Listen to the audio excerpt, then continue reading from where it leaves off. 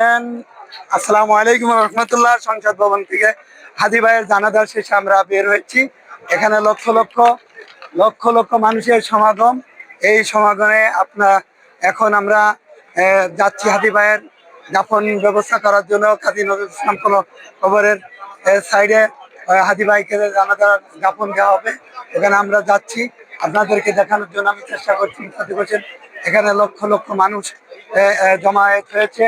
আপনাদেরকে আমি দেখানোর জন্য চেষ্টা করছি, আপনারা আমার সঙ্গে যুক্ত থাকুন। আপনারা দেখেন, এই আজ বাংলাদেশের এই জমিনে হাদি ভাইয়ের যে জানাজা হয়েছে, আর একটাও দ্বিতীয় হবে কিনা আমার জানা নাই।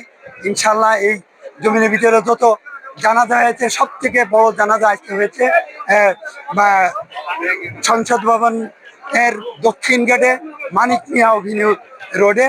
আপনাদেরকে আমি সরাসরি এই জানাজার কিছু অংশ, এই যে লোকজন এখন বের হয়েছে জানাজা থেকে, আপনাদেরকে দেখানোর জন্য আমি চেষ্টা করছি। দেখেন, আমি মুসাদ্দিক হোসেন যুক্ত হয়েছি আপনাদের সঙ্গে মানিক মিয়া অভিনিউ রোডে।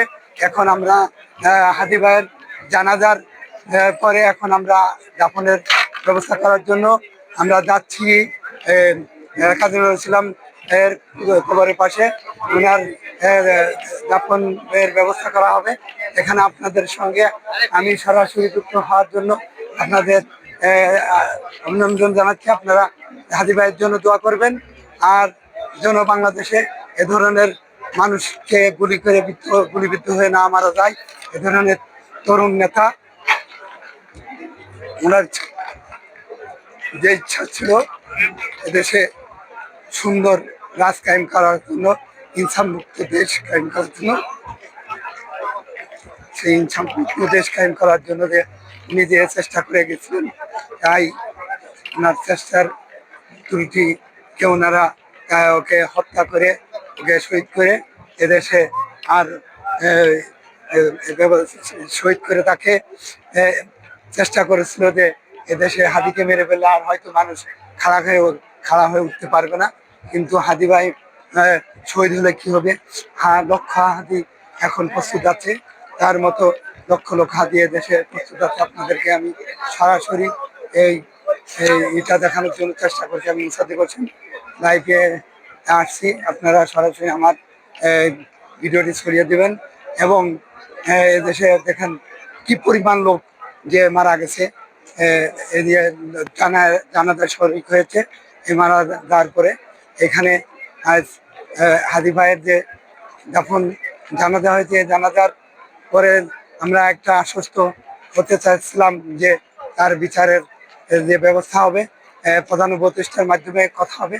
কিন্তু প্রধান উপদেষ্টা কোনো কথা এখানে মুখ খুলেন নাই, এবং তাদের যে বিচারের যে ব্যবস্থা, এই ব্যবস্থার জন্য উনি কোনো কথা বলেন নাই এবং মুখ খুলেন নাই।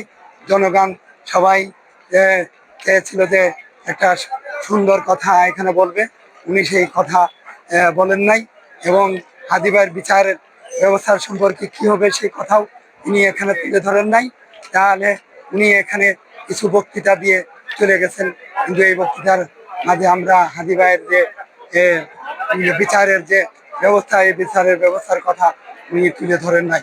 আমরা আগামী নির্বাচনে তাহলে উনি কিভাবে সুষ্ঠু নির্বাচন দিবেন, এদেশে ইসলামী সুষ্ঠু নির্বাচন দিতে হলে তো অবশ্যই এদেশে সুষ্ঠু নির্বাচন দিতে হলে তো অবশ্যই আপনার একটা সঠিক সিস্টেমে আগাইতে হবে, কিন্তু এখানে তো পারেননি।